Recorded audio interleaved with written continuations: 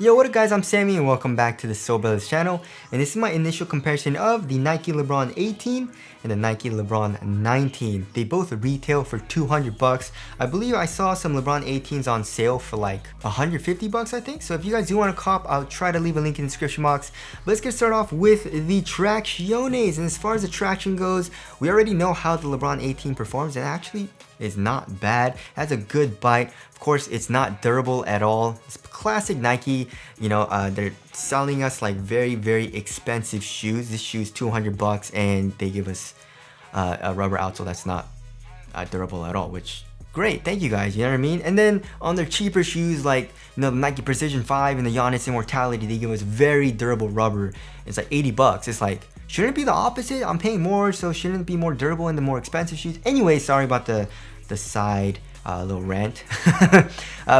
Yeah, the LeBron 18 was good. Has a solid bite. The LeBron 19, on the other hand, just from my first impressions and just trying it on my wood floors, it doesn't seem like it has the best bite. It's also super silent. There's absolutely no squeak either. Hopefully when I break it in, it does get better. As far as the pattern goes, the pattern is very different. You know, here in the LeBron 18, we have some squares, and we got some more squares. And then here in the heel, it enlarges a lot. It's a pretty interesting pattern. And then here in the LeBron 19, it's a micro bladed traction pattern, or whatever they call it. And also the LeBron 19 does not seem, it seems a little bit better than LeBron 18 for durability, just because of how thin. You guys, it's so thin here in the LeBron 18, right? But here in the 19, it feels a little bit harder than that, but still not that hard, you know? So there is the traction there. Moving on to the heel to toe transition, I feel like, well, the LeBron 18 was very smooth, right? Here in the heel, we have a very large volume Air Max unit, which is crazy. There's a lot of compression. It's also slightly rounded, you know, so it's not clunky at all here in the heel, which feels great. And then here in the forefoot, look at this. There's a crazy curve shape, and also look, a lot of forefoot flex. And as you guys can see, there is a forefoot flex groove as well to help like keep it flexible here in the forefoot. Here in the LeBron 19, the heel is pretty much the same. You've got a crazy Air Max unit which compresses a lot. There's a nice little rounded shape as well, so it doesn't feel clunky at all here in the heel. The forefoot, I would say, isn't as like curved as the LeBron 18, right? As you guys can see, the LeBron 18 is a little bit more curved, comes up a little bit more, I would say, but it's still a very curved shape, which I like. But one thing I don't like about the LeBron 19, which is a little bit stiffer here in the forefoot, as you guys, or it's a lot stiffer. As you guys can see, there is crazy plastic here in the forefoot, and it doesn't really allow the forefoot to bend really at all. I mean, when I put my like entire body weight into it, I can flex it a little bit easier. But as you guys can see here in the LeBron 18, look, it's just so much easier to flex compared to the LeBron 19. So there's a little bit of a difference there. Like I said, it's not a huge deal because it does flex a little bit here in the LeBron 19 when I do put my body weight into it. Also, another difference is that the LeBron 19 is actually fully decoupled, you know, and also you guys can see just that's a lot of plastic. You know what I mean? And then here in the LeBron 18, it's not. You know, obviously, it's pretty much a full one-piece outsole. All right, moving on to the cushioning setup. So the cushioning setup is a little bit different. Here in the LeBron 18, we got, I believe this was Cushlon. As far as the foam goes, it doesn't really matter all too much, just because the foam that they use in these LeBron models is just so thin. Also, there is a full-length zoom unit right underneath the foot, so you can't really feel the Cushlon anyway. But anyways, yeah, like I said, there's a crazy Air Max unit which has a lot of compression. It's very bouncy right underneath your foot, pretty much throughout the entire length of the shoe. And like the court feel, as you guys all know, is terrible in this shoe. The LeBron 19 actually feels a little bit lower to the ground than LeBron 18. You know, I had both of these shoes on foot. I was standing up, and I feel like just because of the zoom unit probably adds like a couple of millimeters, and it felt like the LeBron 18 was a little bit higher up off the ground, but the LeBron 19 still has bad court feel, so that still kind of sucks. Crazy compression still here in the heel. It's a very large volume Air Max unit. It's dual chambered and all that, but it's still Air Max. And then here in the forefoot, we got a very large volume zoom unit. And it's really cool because in this colorway, the strands are black. And as you guys can see, it's a very thick zoom unit. The LeBron 18 zoom unit is actually a lot easier to feel right underneath your foot. as far as like step and comfort goes, just because I feel like, you know, the zoom unit is right underneath your foot.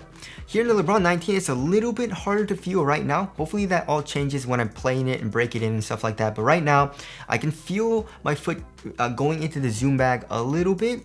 But I feel like it's gonna be more like that like springboard effect, you know, where when you're running down the court, the bottom of the shoe with the zoom unit is gonna like propel you forward, as opposed to like your foot actually digging into the zoom unit, right? So right now, as far as like what I like so far, I feel like I like the LeBron 18 a little bit better, just because I like to feel my foot going into the zoom as opposed to that kind of like springboard effect that the LeBron 19 feels like. But the LeBron 19 is still very, very comfortable. All right, as far as the materials go, so here in the LeBron 18, we got Knitposit 2.0, and it's very nice. You know, it's a very premium material. It's quite thick though, so it doesn't really feel super minimal, but they sacrifice that for extra comfort and coziness from the overall material.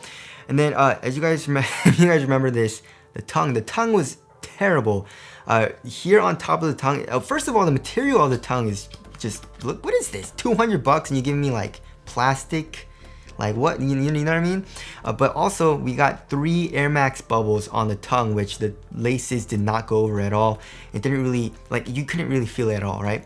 So the tongue was absolutely trash, I feel like, you know, and also this part dug into kind of like the top of your, or the front of your leg. But here in the ankle area, we got some Achilles pillows, which feels super nice. I really, really like that. Here in the LeBron 19, the material here in the toe box is definitely a lot thinner, and I would say also a little bit more pliable. So it conforms to your foot a little bit easier, I would say, as opposed to the LeBron 18 Knitposit.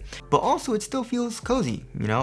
Like I said, it's not the thinnest material, but it's definitely thinner than the LeBron 18. Also, the construction of the entire booty is different. Here in the LeBron 19, we got pretty much a one booty construction. The tongue is attached to this ankle part, and then we have this like TPU mesh that goes over all of that. Also here in the heel, we got some more Air Max units. You don't really feel it all too much, just because there is another material in between your foot and this Air Max unit, but like squeezing it actually feels pretty nice. And also here on the tongue, we have the same exact Air Max unit. I mean, the laces do go over it, but it's a lot smaller, and also it's like on top of your foot as well, so you don't really feel it all too much. Then here in the LeBron 18, if you guys remember, we got this crazy plastic heel, like external TPU heel counter. So I guess both of these shoes use a lot of plastic, but LeBron 19, that's a lot of plastic, guys. As far as what feels better, I would say the LeBron 18 just feels like nicer, you know, a little bit cozier, a little bit more comfortable. But also the LeBron 19 still feels pretty damn nice and cozy on foot. I also like how it's a little bit thinner than LeBron 18 as well. And also another improvement is the tongue. You know, like I said, the LeBron 18 tongue was really, really bad with this. Here in the LeBron 19, there's no like sharp edge, so this doesn't really dig into your leg, which feels a lot better. Also here in the ankle area, actually this is very similar, you know. We got a very tall heel tab, so it's really easy to put on both of the shoes. Alright, moving on to the fit of the shoe. I went true to size for both of them, and they both fit me very, very well. My toes pretty much go right to the edge of the shoe in both of the shoes, which feels very, very nice. Here in the toe box, it's still quite snug. It's not super snug like the KD 14 or like the Kyrie 7. I can still curl my toes up a little bit in both of them. It's not crazy roomy for me, you know, which if it was, I wouldn't like that at all. And then as far as the width goes, I would say it's slightly narrow as well. So if you've ever tried the LeBron 18 on and you know what size you are in the 18, I'll pretty much go the exact same size in the 19. Alright, moving on to the support and lockdown. So one thing that I didn't like about the LeBron 18 was the lateral instability and also the lateral containment. I mean, the lateral containment wasn't terrible. I definitely could deal with it. But, you know, in the review, like I said, if you're a little bit heavier, you would probably feel your foot come out of the footbed a little bit, just because there's no lateral counter here in the forefoot. So, yeah, and just, like, LeBron's a huge dude, you know what I mean? And it's crazy to think that he doesn't have a lateral counter pretty much in any of his, like, shoes. Like, the 15, where's my 15? The 15 had nothing, look at that. You know what I mean? The 16 didn't have one, I don't think. Also the 17 and then the 18, right? So that definitely does suck. And also, as you guys can see, there's no outrigger. Look at that. It's just, here's the material. The material ends right here. the midsole, and then there's nothing protruding out at all here in the LeBron 18, you know? And you got this crazy Air Max unit. And if you land like this, it was pretty damn unstable. So here in the LeBron 19, they definitely did improve upon all of that. So as you guys can see, this Cushlon midsole does come up acting as a sidewall here in the forefoot. We got this plastic piece in the midfoot, which you don't really need that. You know, you don't really need that all too much because if you have something in the forefoot and here in the heel, it's just extra material, you know. But if you want crazy good support, I guess it's good to add something here in the midfoot. And then here in the ankle area, the foam comes up and we have an internal TPU heel counter. So I feel like the LeBron 19 is going to be way better for lateral containment, right? And also, there is a crazy outrigger. The rubber outsole does protrude out a good amount. It's a super wide base. If you guys want to see how wide it is, look at that. So the LeBron 18, look, oh my, that's like 10 millimeters wider. You know, not only just here in the forefoot, but as you guys can see, it's also here in the heel. Look at how wide the heel is. That's a good, like, holy crap, that's it's like 20 millimeters, I would say, give or take, right? Look at how much wider it is. It's wider than my finger, you know? So that's actually very, very good. I'm very glad that they improved upon that design. Of course, the LeBron 19 still has the Air Max unit, which has pretty much no caging. So there's a lot of compression here in the heel, especially on the lateral side. So we'll have to see if it's laterally unstable, but it's still way better than the LeBron 18. Also, the LeBron 15, there's no outrigger, right? Let's check the actual width as well with this shoe. Yeah, look at that. Yeah, the LeBron 19 definitely is a lot wider. All right, moving on to the weight of the shoe. The LeBron 18 is pretty damn heavy. It was like 15, 16 ounces if I remember correctly. Yeah, so 15.45 ounces. That's really heavy.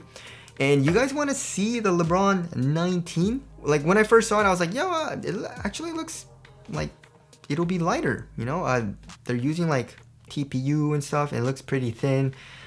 And I thought it was gonna be a lot lighter, but you know, let's check the weight. And it's all right. So this is 17.88 ounces. Let's check the left pair, and it's 18.1 ounces. It's so damn heavy. And right when I opened the box, you know, and took the shoe out, I was like, yo, this is really heavy. So yeah, that's definitely one thing that sucks. They added way too much. There's so much plastic. Like there's so much. Look at that. You don't need all of this, you know, like this plastic plate. They did a lot on this shoe, you know. So the LeBron 18 definitely does feel a lot lighter. Moving on to the aesthetics, yeah, I would definitely say the LeBron 19 looks better, just in my opinion. The LeBron 18, I mean, it looks all right. My favorite though, of course, is the LeBron 15. There's some really dope colorways as well. I love what they did with the nip posit and the different designs they did for the colorways. So tell us what you guys think looks better, the LeBron 18 or the LeBron 19.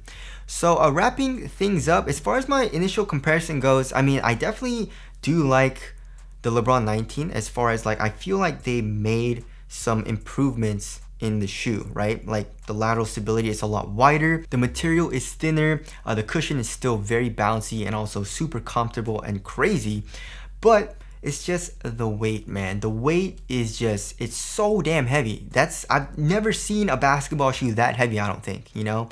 Also, the traction is a little underwhelming as well right now. So, of course, that's something that I'm going to need to test.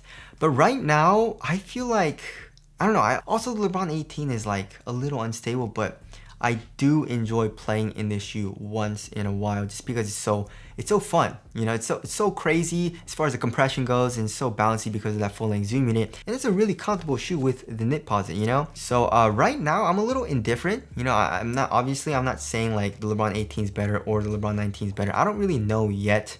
I feel like right now they both have their pros and cons. So of course I'm gonna need to fully test the LeBron 19, and also the versus video will be coming out soon as well. But that about wraps it up for my initial comparison of the LeBron 19 and the LeBron 18. Thank you guys for watching, and I'll see you guys in the next one.